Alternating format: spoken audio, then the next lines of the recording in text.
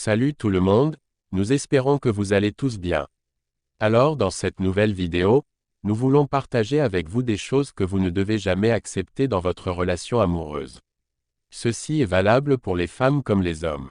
Ainsi sans plus tarder, on a le sexe sous pression. Si votre partenaire vous met la pression pour pratiquer un acte sexuel qui ne vous intéresse pas ou vous met mal à l'aise, ne cédez pas à ses supplications et ses diverses techniques de persuasion.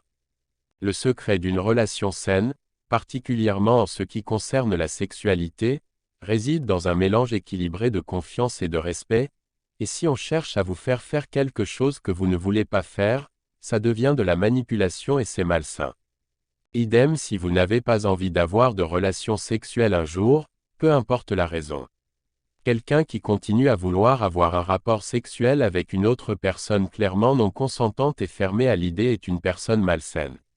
Normalement, on ne devrait pas être émoustillé par la vue de quelqu'un qui dit non, qui rechigne et qui se ferme, sauf si c'est un jeu, mais là c'est une autre question qui se règle entre deux partenaires consentants avec des règles claires.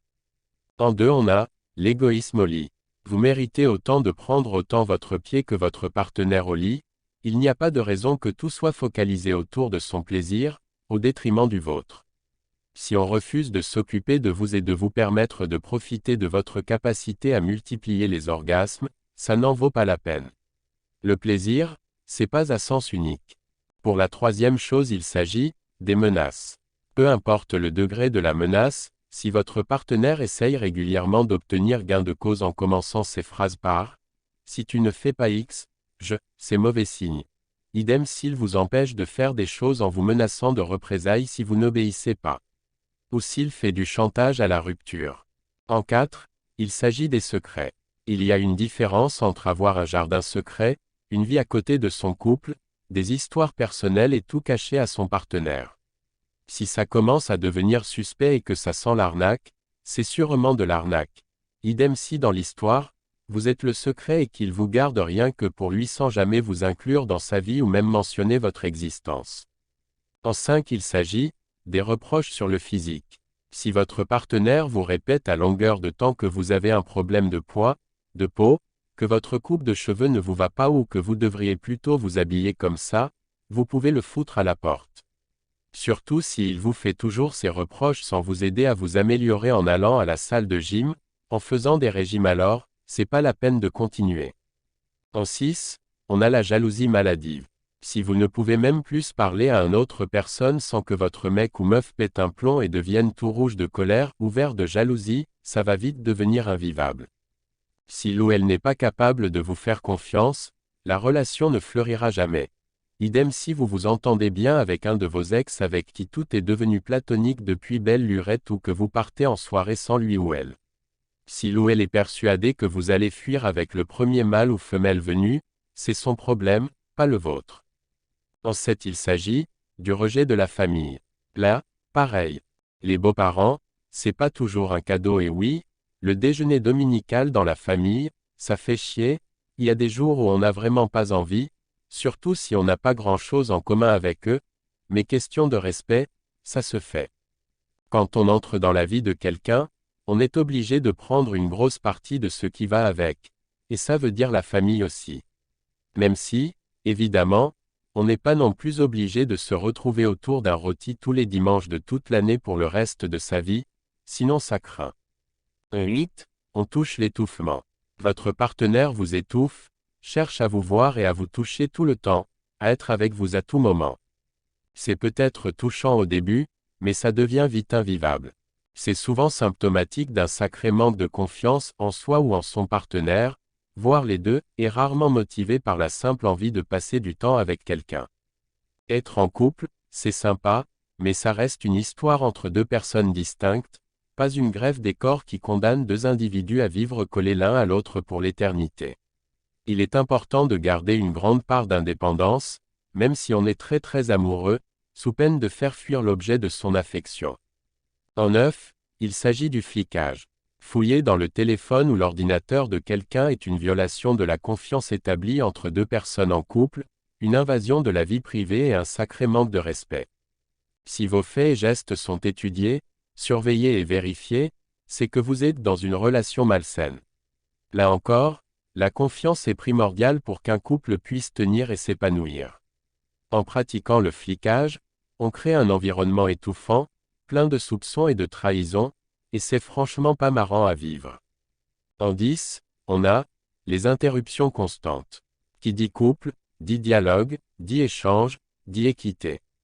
Les échanges se font à deux, sur un pied d'égalité, et si vous êtes constamment interrompu dans votre temps de parole pour être rabaissé, contredite, corrigé ou rabroué, ça n'a aucun intérêt. On ne peut rien faire pousser dans ce genre d'environnement.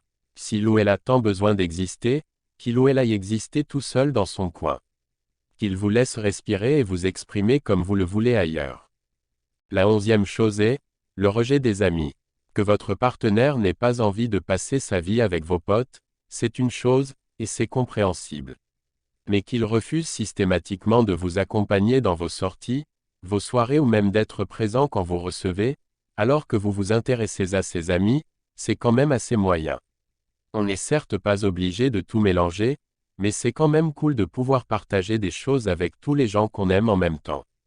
En 12, on a les violences physiques ou psychologiques. Les violences physiques, verbales et psychologiques devraient jamais être acceptées ou banalisées, peu importe de qui elles proviennent. Même dans la colère, même quand les mots dépassent la pensée, même sur un coup de sang alors que, normalement je fais jamais ça, ce sont des actes graves qu'il ne faut jamais accepter. Si c'est parfois difficile à admettre quand on est dans une relation tumultueuse ou qu'on est sous la coupe de quelqu'un, il ne faut jamais hésiter à demander de l'aide, voire à contacter les autorités. La 13e chose est quand vous n'êtes pas pris au sérieux. Comme on a tous des sensibilités différentes, on se retrouve parfois confronté à des causes qui nous parlent plus que d'autres. Si dans vos principes, il y en a qui se dessinent plus que d'autres, que vous êtes très sensible lorsque certains sujets sont abordés ou que vous militez carrément pour une ou plusieurs causes, c'est normal. Ce qui l'est moins, c'est que vous fassiez l'objet des moqueries, insultes et réflexions cyniques de votre partenaire lorsque vous abordez ces sujets. Si une cause est chère à votre cœur, si un sujet, une discipline, une série télé même, vous tient à cœur, et qu'on refuse de respecter cette sensibilité, c'est un manque de respect et de maturité.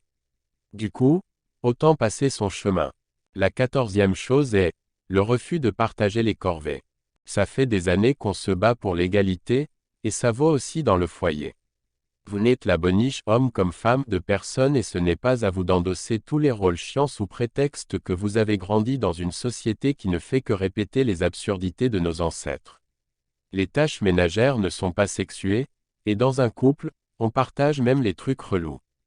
En 15 on a, il ou elle change d'humeur comme de chaussettes. Un jour c'est l'amour fou. Le lendemain l'ignorance. Relation passionnée ou signe d'un caractère très instable. Peut-être les deux. Dans tous les cas, si on tient à sauvegarder notre morale et nos nerfs, on s'en va. En 16, on a le fait que il ou elle parle du passé, le ressasse. Dans la culture du reproche tout le temps, t'aurais dû faire ça. Comment t'as pu rester autant de temps avec ton ex, etc., etc. Vous venez de passer un bon moment en famille ou entre amis et l'autre se sent l'obligation de le débriefer, une revue de soirée dans laquelle il ou elle ne vous épargne pas. Attention pervers narcissique en approche, courage fuyez. En 17, on a le fait que il ou elle fuit les problèmes. Lors des disputes qui sont tout à fait normales, il ou elle élude toutes les questions. Il ou elle fuit le conflit. Impossible de parler et de résoudre les tensions. Impossible de vivre une relation sereine, donc. En 18, on a le fait que il ou elle détériore vos affaires. Tel Amber Heard qui fait caca dans le lit de Johnny Depp. Si votre partenaire s'en prend à vos effets personnels, c'est un manque de respect suffisant pour signifier la fin d'une relation. En 19, on a le fait que il ou elle vous rabaisse. Tout ce que vous faites est nul, mauvais ou aurait pu être mieux fait. Et à réponse, t'as qu'à le faire si t'es si doué, elle se débrouillera pour éviter. Et vous laissez vous faire malmener. Toujours si simple de critiquer.